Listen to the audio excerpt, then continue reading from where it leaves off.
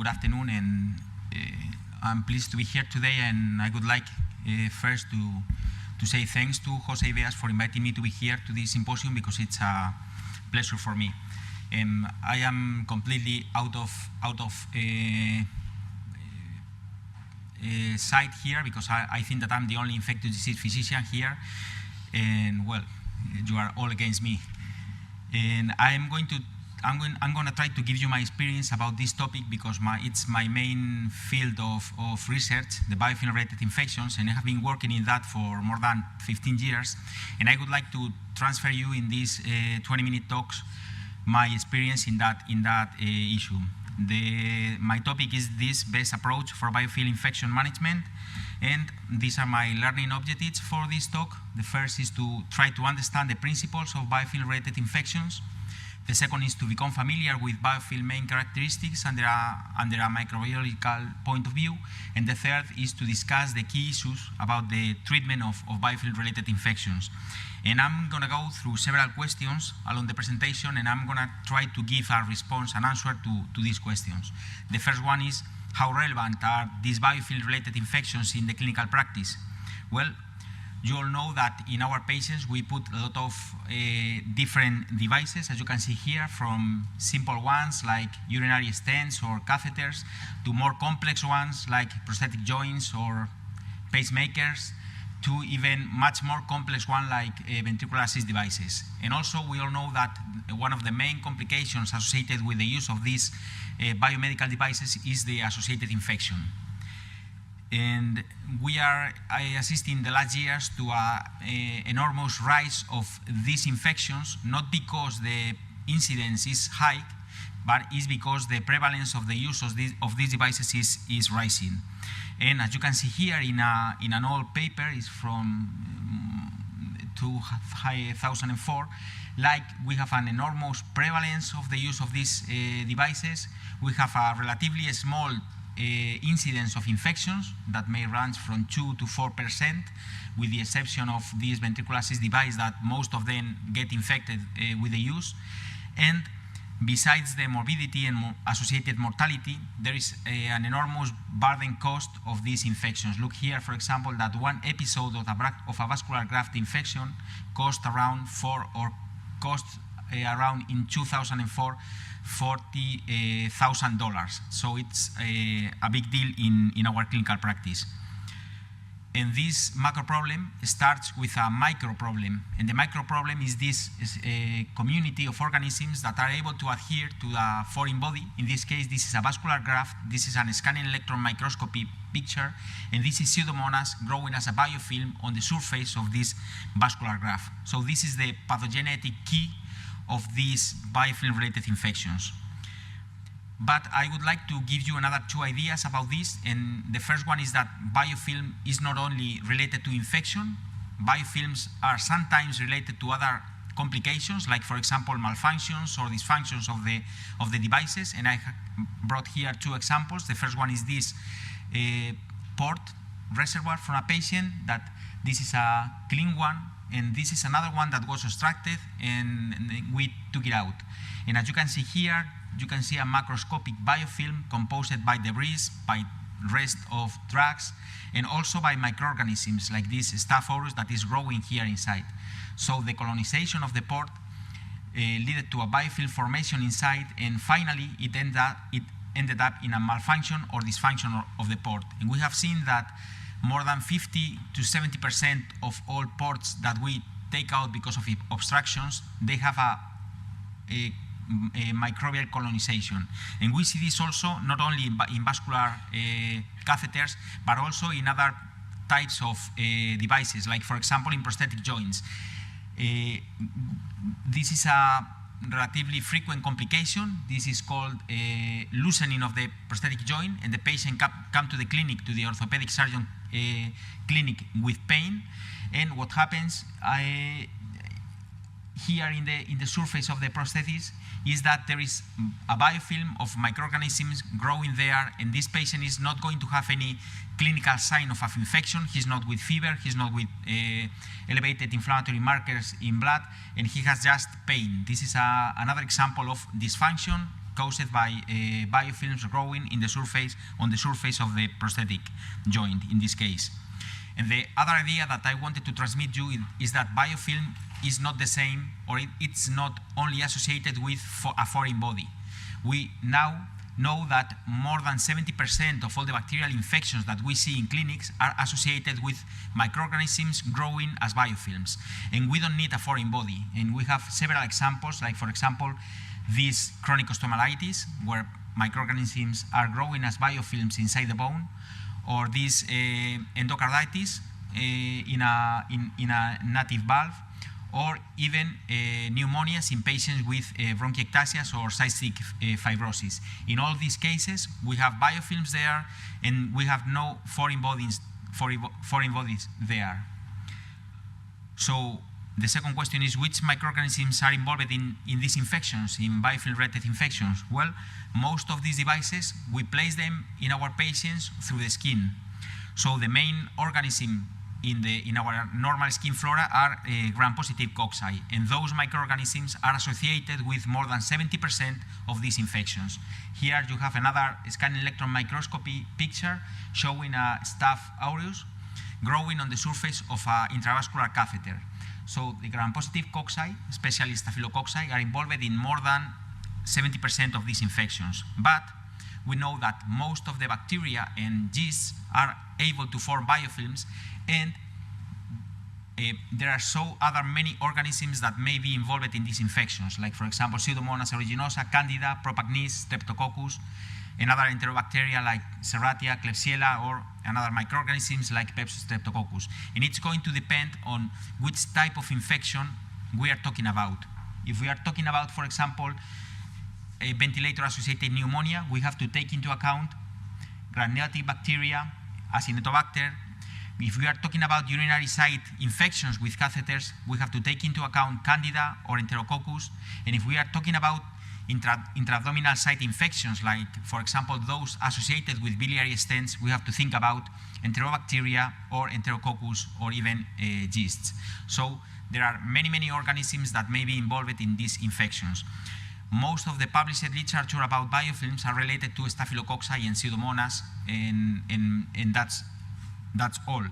However, now we know that, for example, yeasts are involved in a lot of these infections, and we are starting to study biofilms composed by yeast or by other fungi, like, for example, Aspergillus.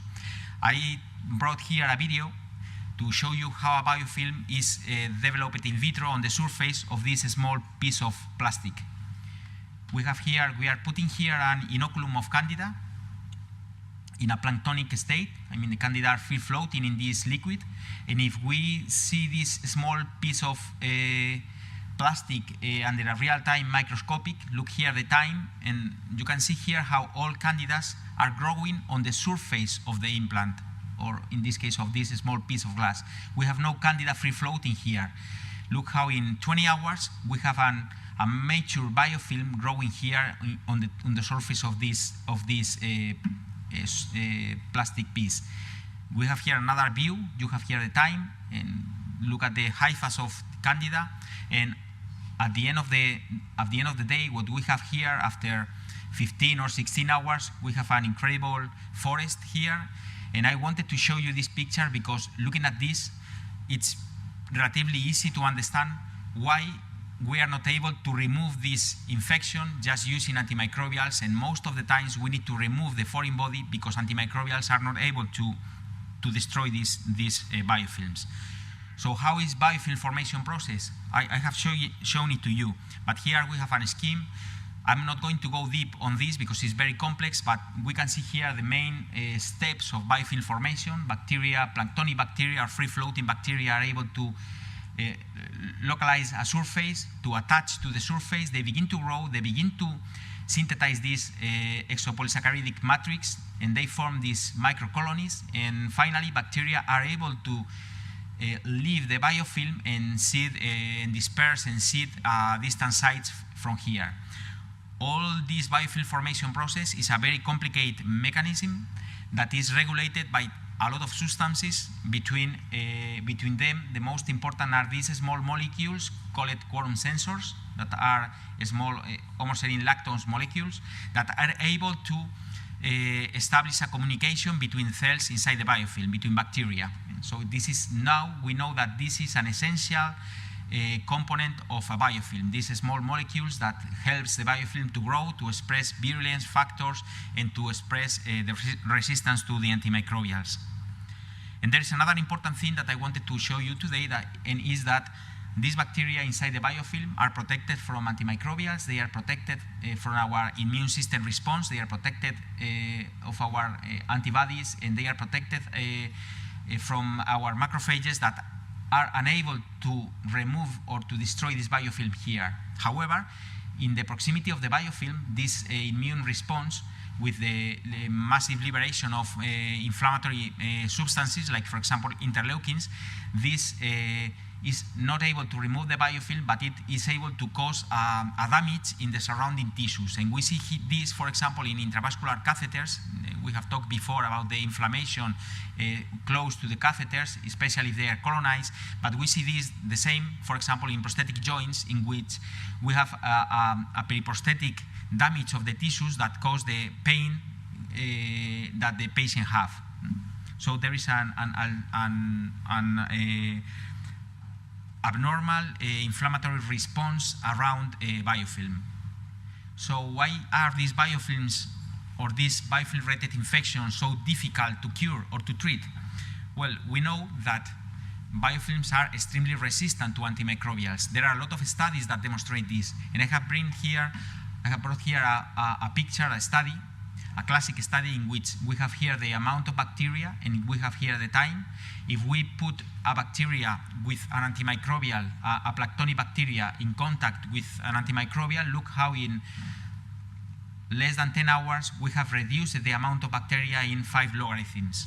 However, if we put this same bacteria growing as a biofilm and we add the antimicrobial, look how after 50 hours of contact of the antimicrobial with the biofilm, we are not able to decrease the amount of bacteria by 1 or even 2 logs in the best of the cases. So this is what happens in vitro, and this correlates what the clinical situation of our patient in which we are not able to cure them with antimicrobials. And why is this resistance due to? Well, there are several mechanisms, and I have here the 2 mechanisms that I think that are more important. The first one is that not all the antimicrobials are able to diffuse through the biofilm in the same way. There are antimicrobials that are not able to penetrate till the deeper layers of the biofilms, and there are another ones that are able to penetrate, but they are chelated inside the biofilm, and they are not able to destroy the bacteria. And the second mechanism that, under my point of view, is the most important, is that inside the biofilm, some of the bacteria are able to differentiate. You see here these red bacteria are able to differentiate to a non-growing state, to a persister state. The bacteria is not growing, and we know that most of our antimicrobials need the bacteria to be growing to be active. If they are not growing, our antimicrobials are not going to be useful against this small population of bacteria inside the biofilm. So when we treat in vitro an infection, a biofilm, we have a bulk population of bacteria that we are able to destroy with the antimicrobial, but after a small period of time, the antimicrobial is not anymore efficacious to destroy the bacteria, and we have, at the end of the day, these persisters. So we have a lot of antimicrobials able to destroy this bulk population: beta-lactams, aminoglycosides, quinolones, glycopeptides, rifampin, daptomycin, macrolides, and so on. We have a lot of antimicrobials able to destroy this, but we have very few ones that are able to target persisters. Maybe quinolones, rifampin, daptomycin, or linezolid are antimicrobials able to target these persisters. So the main idea is that these persisters are not resistant bacteria. If we have this biofilm and we expose it to an antimicrobial, at the end we have these persisters, but if we take the antimicrobial out, then the population is going to come to the beginning, and we are going to have again most of the bacteria susceptible to that antimicrobial. So these are not resistant bacteria, these are persister bacteria. It's a different concept. And the amount of these persisters is not the same at the beginning of the infection or at the end of the infection. Look here, this is the time, and this is the amount of bacteria. These are growing bacteria, and these red are persister cells. Look how at the beginning of the infection, we have a very few amount of microorganisms that are persisters. That's why in acute infections, like for example in this prosthetic joint infection, acute infection, we are able to cure some of them just with antimicrobials because we have very few amount of persisters. However, in chronic infections, like for example this late chronic prosthetic joint infection, most of the bacteria are in this persister state. So we are not able to cure these infections with antimicrobials.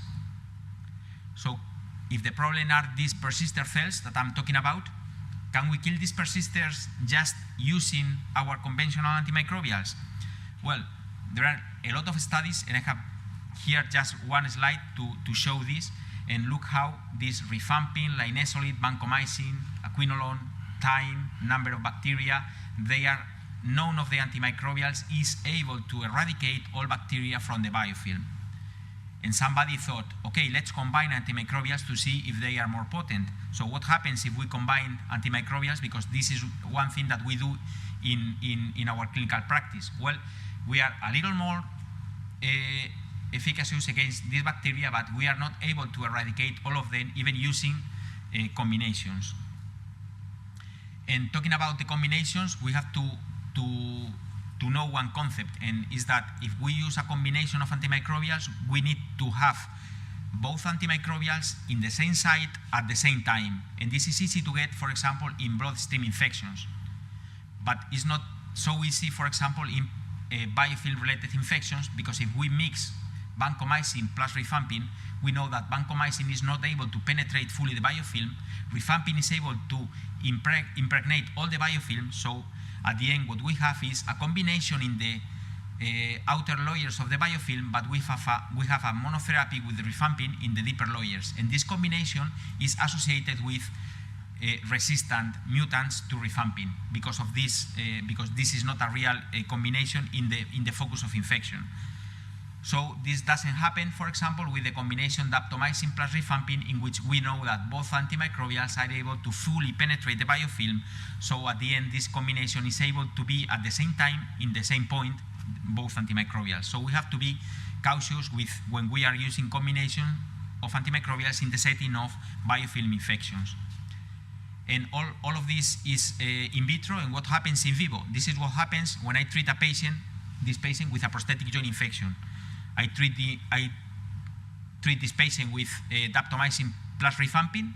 So I put a patient 3 to 6 months under treatment. After this time, I have been able to destroy most of the bacteria inside the biofilm. So I'm here, and my patient is asymptomatic. So I decide to stop the treatment.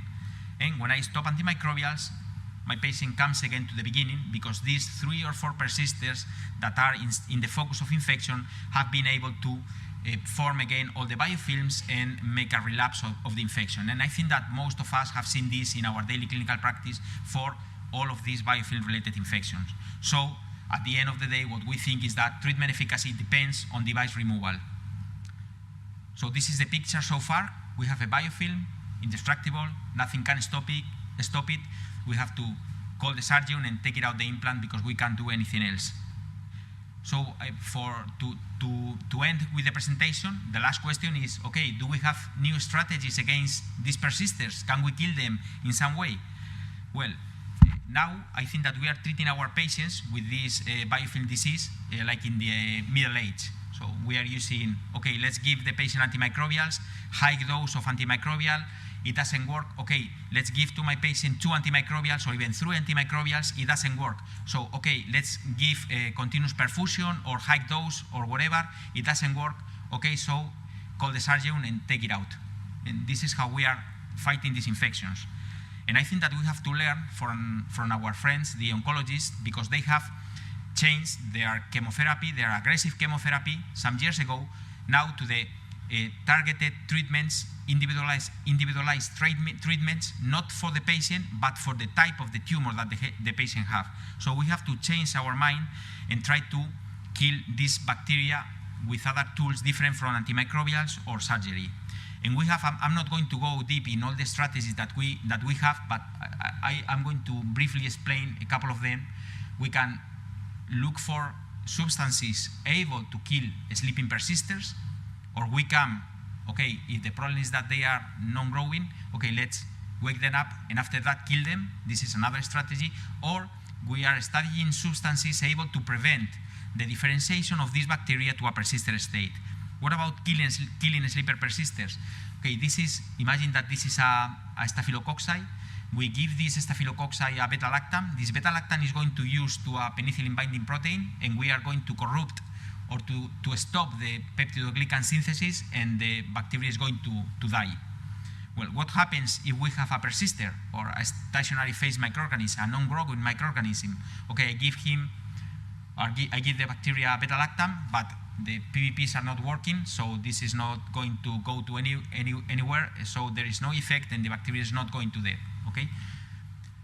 We have some substances that are under research, like for example this small peptide called ADP4 that is able to go inside the cell and interfere with a toxin antitoxin system, and independently if the bacteria is growing or not growing, it's going to cause a proteolysis of all the enzymes inside the bacteria, and the bacteria is going to die even if it's not growing. So this is a promising strategy based on a different antimicrobial that is able to target bacteria even if they are not replicating.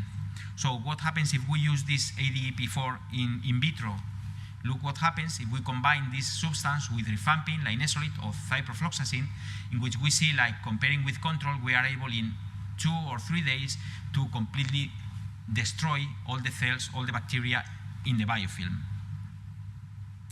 There are another substances that we have been using for another things, like for example mitomycin C, that is it's an antineoplastic drug that it's able to go inside the cells and destroy the cell even if the cell is not dividing. So look what happens if we use a biofilm of E. coli and we put it in contact with ciprofloxacin. There is no destruction of the biofilm. However, if we use mitomycin C, as we don't need that the bacteria is dividing, we are able to destroy it in 6 to 8 hours. The problem with mitomycin C is the toxicity, because we have to use high doses to eradicate the biofilm, and is associated with toxicity for the patient. But it's another interesting tool or way to destroy persisters. And what about waking the persisters and kill them after that?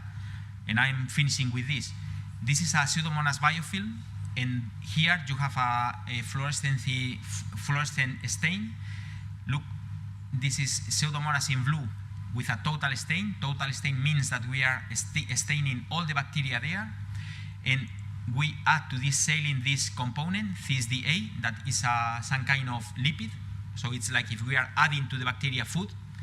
So if we use a respiratory stain in which I am just seeing the bacteria that are breathing, that are growing, look how in saline we don't see anything because all these cells in the biofilm are persisters. And when I add this lipid, this food to my culture, I can see here in red that the bacteria starts to breathe. So I'm just making something like waking them up, okay? And then when I put this dethenoic acid plus ciprofloxacin, so I'm waking the persisters up and I'm adding an antimicrobial, look what happens here, that with this combination, in 20-25 hours, I'm having a great reduction in the number of bacteria inside the biofilm when I compare it, for example, with the use of just the antimicrobial, that is the thing that we are using now with our patients. So there are also in study another substances able to prevent this change the bacteria to a persistent state. And finally, I have been talking just about killing persisters, but we have a lot of strategies that may help us to fight against these infections. We have been talking before about log solutions that are based in high concentrations of antimicrobials able to destroy these cells. We can work on surface modification of the implants of the biomedical devices. We can use coatings of antimicrobials or other substances. We can try to interfere with this communication system that I told you before, call it quantum sensing, by means of different substances. We can, for example, favor the dispersal of the cells from the biofilm, destroying the matrix, or using other enzymes able to destroy this, or bacteriophages that are able to multiply inside the biofilm and destroy all the cells. So I think that my final conclusion is that we need to change our mind and look for different tools to treat this infection, because the conventional approach to this infection based on antimicrobials and surgery, we are seeing every day in our patient that is not enough to cure this infection. So these are the main ideas that I have tried to transmit you in this talk, is that biofilms are involved in more than 70% of all microbial infections, not only the infection associated with foreign bodies, but also infections not associated with devices, that biofilms are extremely resistant to antimicrobials, probably because of this persistent development. Not all the antimicrobials are equally active against biofilms. We have some antimicrobials effective against this bulk population of the biofilms, but we have a very small amount of antimicrobials able to target persisters. We need to target these cells to combat these infections, and we have to look for new substances able to destroy these non-growing cells. And obviously, a better knowledge of biofilms and of biofilm architecture and biofilm development is needed to develop new therapeutic strategies. And thank you very much. And this is my hospital in Pamplona, and all of you are invited to come to San Fermin in July. And thank you very much.